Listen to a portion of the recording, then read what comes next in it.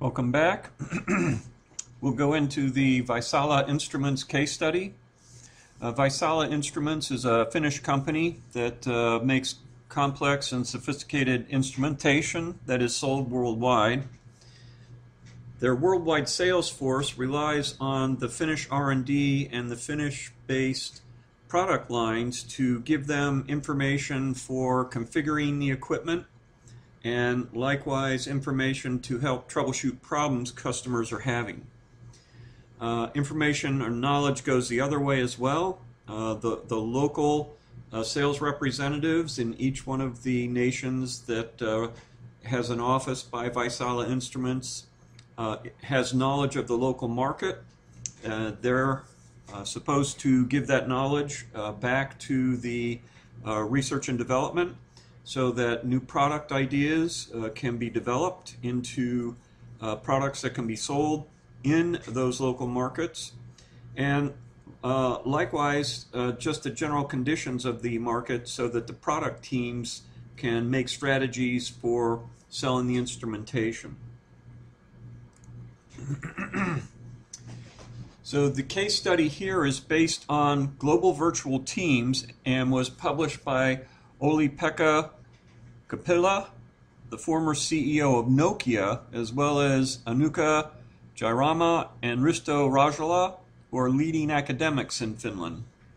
Vaisala Instruments is a Finnish company that engineers and manufactures industrial instrumentation and sells it worldwide. It's organized functionally along three lines: research and development, product line marketing, and sales. So not only is there different cultures in terms of geography that affect communications and the operation of the flow of knowledge, but also different functional areas. And the three functional areas in this particular case are very pronounced, it turns out. 97% of Vaisala Instruments revenue comes from foreign sales, and it has major sales offices in 12 countries, as well as a global sales and service network. And as I mentioned earlier, both the product line and the R&D functions are located in Finland. So, research and development is the top of the food chain at Vaisala Instruments. And it develops a wide range of technically sophisticated products. Research and development is also usually involved in resolving customer problems worldwide. Participating in worldwide problem resolution helps the research and development understand usage of product lines in the field and deficiencies that need re-engineering. The second department located in Finland is product lines. And this can be considered the commercial face of research and development. Product lines provides training and learning materials for the worldwide sales staff and represents customers in product development. In addition, product lines discovers new applications for products and new markets for sales. And of course, the last major department is sales, and it is the primary contact with the worldwide customers of Vaisala Instruments. Sales has a need for product-related knowledge because they have to configure the product for the needs of the customers that they're servicing, and also help solve problems or bugs with those products. Sales is also the main source of knowledge on customers, markets, and product performance in the field. Sales staff are geographically dispersed around the world, and while the research and development and product line staff are Finnish, sales staff in the worldwide market represent over 20 different nationalities from cultures in Asia, Europe, America, and Africa. So here we have well-defined needs for knowledge, and it's a two-way highway for getting the knowledge to where it needs to go. The knowledge needs to go from research and development and product lines to the sales staff, and that's product-related knowledge. And then the sales staff needs to send knowledge back on that two-way street, and that knowledge they send back is about customers, markets, and product performance. So, Vaisala Instruments experienced problems managing its global operations with a hierarchical command and control type organization. Of course, this is the structure that had been popularized in the 20th century, and as we had mentioned in earlier parts of this lecture, was not really adaptive and conducive to tapping into distributed knowledge. So some of the problems experienced by Vaisala is sales staff did not receive the specific knowledge they needed to sell or service the instrumentation in their market. Product line staff complained that they were receiving poor quality information about customers. And likewise, product lines was not receiving adequate knowledge about product performance and usage in the various markets. So here we have a case where knowledge is distributed, and it's important that that knowledge be pulled together so that the company can make products that are world-class and can sell in their markets. And likewise, the sales staff has the knowledge they need to configure and service those products. So the way the old organization was organized into a hierarchical command, we might have expected that they would have a rigid knowledge structure for passing that knowledge between the various parties, and that was the case. Knowledge transfer was with predefined formal reports that focused on propositional knowledge.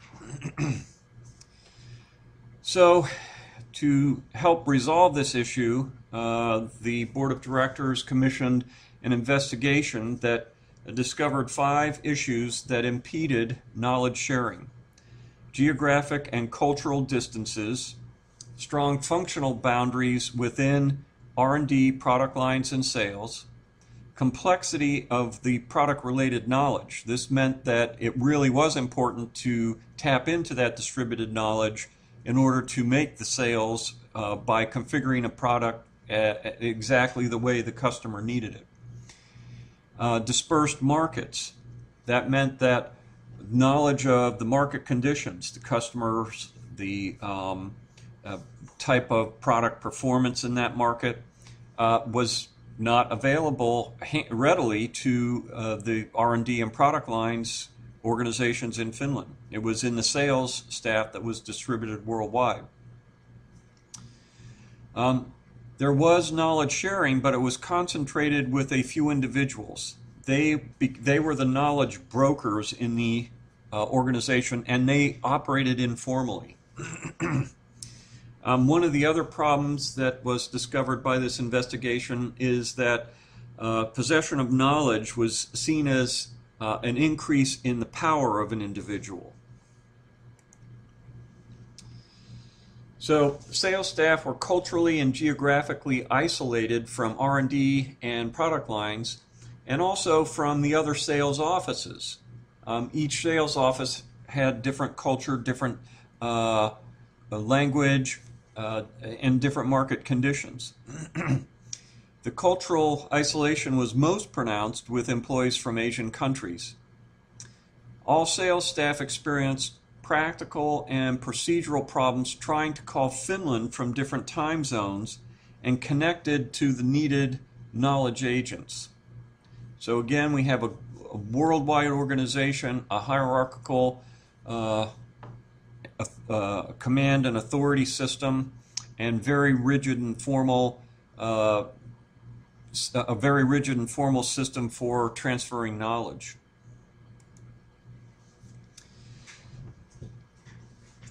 All of VI's employees experience cross-functional problems with knowledge sharing. that was R&D couldn't get information from product lines. Likewise, vice versa, product lines could not get information from or knowledge from R&D. Sales had problems getting knowledge from either of them and did not provide good knowledge back to them so they could design effective products. So Kapila, the CEO of Nokia, noted that homogeneity within functional groups accentuated the heterogeneity between the functions. So the functional hierarchy presented difficulties in knowledge sharing because the silos had different concerns, priorities, and terminology. The strong functional boundaries reduced trust and mutuality between people from the different silos. Vaisala Instruments has a wide product range. There's thousands of different variations that can be configured with their instrumentation. The products are complex, and you need a sophisticated sales staff to select the correct product and then configure that product properly. So sales staff need a great deal of technical product knowledge and support, as well as pricing information. And that knowledge and support must be provided by the research and development and product lines.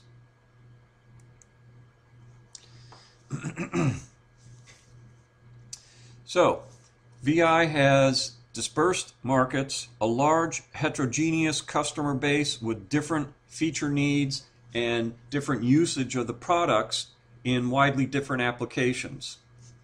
The research and development and product lines are the provider of technical and product knowledge so that customers can easily use the products to fulfill their requirements. Research and development and product lines also use knowledge provided by the field about the customer, new uses, new markets, and new products or new configurations. Product lines performs a mediating role between research and development and sales, and each line in product lines has an owner of a particular product set. So, there was a need for two-way knowledge transfer at Vaisala that was not really happening. Technical and product-related knowledge must go from R&D and product line silos located in Finland to the worldwide sales organization. At the same time, customer and market knowledge, as well as knowledge about the operational performance of products, must go from sales to Finland. So we've got these knowledge brokers. In the hierarchical organizational form, an informal small group of employees at the Finnish headquarters acted as knowledge brokers. There's problems with this approach. These informal knowledge brokers had no budget and no charter. Much of the knowledge transfer was repetitive. In other words, the sales agents from the worldwide offices kept asking the same questions. Each office would ask the same question that other offices were asking. And so that tied up the time of these knowledge brokers on repetitive issues, and they didn't have time then to devote for the truly new and unusual issues that would require their judgment. There was no knowledge sharing facility so that you could post a knowledge base and people could go look for the repetitive questions that could be answered by the knowledge base, as opposed to getting a formal knowledge broker involved where they do analysis and then come up with a resolution. In addition, another problem is the small informal knowledge brokers often became overwhelmed with repetitive questions, and they did not have the time to resolve difficult and important requests as a result. And so that meant lost sales and increasing customer dissatisfaction when such sales were made. Too many simple requests delayed the resolution of complex requests. Finally, turnover among knowledge brokers was higher than the norm. As you might imagine, they probably were inundated all day long with problems. And each time a knowledge broker left, a group in the field was no longer had that important support, this informal knowledge broker. To resolve its knowledge-sharing problems, Vaisala developed and implemented global interfunctional virtual teams. The commission for these virtual teams was to coordinate knowledge between research and development, product lines, sales, and customers. The new organizational forms began as a series of global virtual teams, but the goal was for the entire company to be organized into a knowledge network for reciprocal knowledge-sharing activities. So to create the initial teams, Vaisala produced a knowledge network diagram for each of the different product lines. These diagrams represented the flow of knowledge in the company related to a particular product line. And you can see you've got the worldwide sales offices, and then you've got the locations in Finland. And a lot of the knowledge flow was centered around these very important nodes in the network. In graph theory, they're known as aristocratic nodes instead of egalitarian nodes. So Kapila notes that these sociograms were created for the 5 product lines and for the organization as a whole.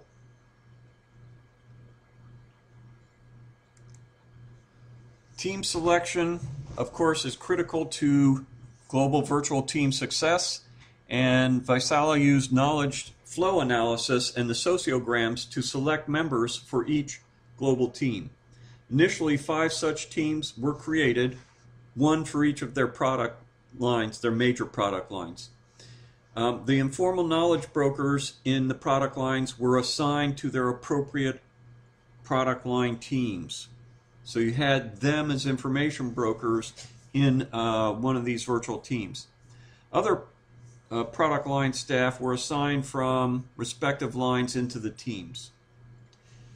Sales staff from different geographic and cultural regions were added to the teams. And one of the principles of forming global virtual teams is that to be effective, the team should be kept fairly small. And so the Vaisala virtual teams had 1 person from R&D, 3 from product lines, and 6 sales staff. So 10 people per team. Each team started with a week of face-to-face training at the Vaisala headquarters in Finland. It's always best to start off with a face-to-face onboarding to the team. That gets everybody knowing about the other members on the team. They're able to create trust and social bonds. And it's easier to educate the team members on the team mission and their roles on the team as a group if they're face-to-face. Really, almost everything is easier face-to-face. And so to get this started off correctly, they brought everybody to Finland for this onboarding, a week of face-to-face training. They received technical training on the knowledge sharing and collaboration tools that the teams would use. Such team building efforts are an essential part for creating successful global virtual teams. Vaisala deployed an intranet portal for sharing information by the virtual teams. So that's like our discussion boards. They could use the portal, and they had restricted areas that were provided solely for the use of global virtual teams to build deeper relations, but there was also public areas that all employees at Vaisala could access. The portal acts as a discussion forum for exchanging knowledge on products, customers, and markets. It also displays how long a question has gone unanswered. The forum was seeded with information from existing knowledge bases, and a precise search function was added to the portal to make it easy to find answers to those repetitive questions. Finally, team member profiles were added to the portal to lower social barriers. The results of this formation of global virtual teams at Vaisala and a change in their organizational structure is that the portal, the knowledge portal, has been extensively used. The global virtual teams have created and shared valuable knowledge with all of Vaisala, and the processes and tools that the virtual teams have facilitated increase the coordination between research and development, product lines, and sales. Additionally, the global virtual teams have been able to leverage expertise in a timely manner and avoid the duplication of work by uncoordinated activity, such as the repetitive questions that the informal information brokers got in the past. So, in conclusion of the case study is that Vaisala was experiencing problems trying to access and act on distributed knowledge because of its hierarchical organization. By adding cross-functional, cross-cultural global virtual teams, it was able to resolve those problems and more effectively share knowledge to improve products, to create new products, to improve service to its customers. Vaisala carefully and methodically investigated the nature of knowledge in its production and operations. And that was where they did those sociograms and they did the knowledge flow analysis. They also identified the informal knowledge brokers, the appropriate people from the product lines, and appropriate people from R&D to include on the teams. So it was very methodical. Likewise, it carefully selected the global virtual teams, and it conducted upfront face-to-face training to build trust and to establish social connections. Finally, it empowered those teams and facilitated their activity with modern information technology.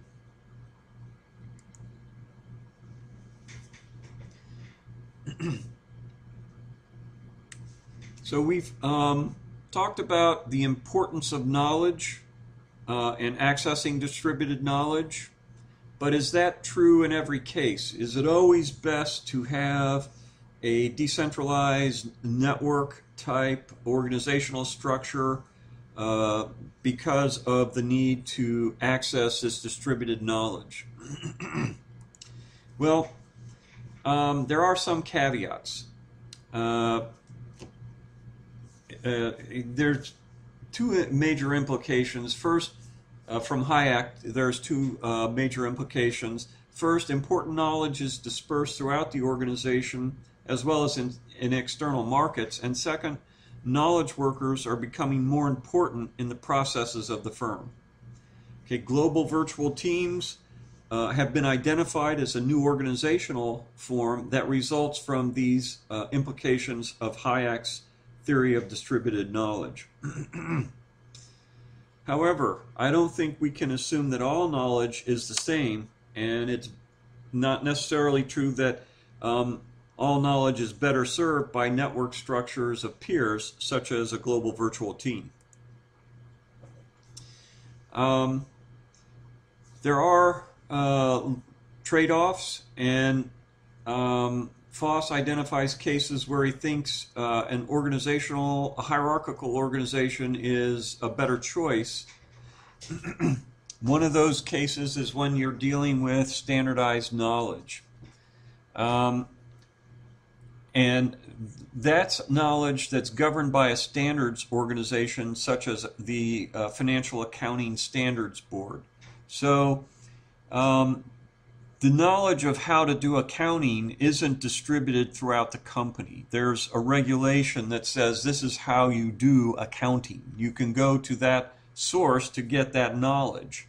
So in cases where you're dealing with knowledge that is standardized and knowledge that isn't subject to a great deal of contextual change around your organization, then it might be better to have a hierarchical organization, because it's more efficient even if it's less flexible. It really doesn't have to be all that flexible, because changes in the financial accounting standards aren't happening all the time. It's very infrequently that you get those kind of changes. One of the tenets of accounting is to be conservative.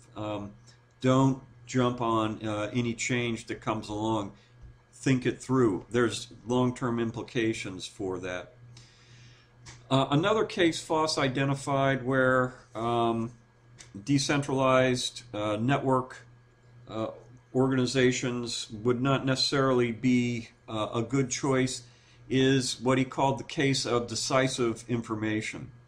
And he points out that there are cases where a central manager in a hierarchy has sufficient knowledge, even if it's not complete, to make a competent decision without other knowledge that is distributed in the organization being available to review and work and collaborate with him on that decision.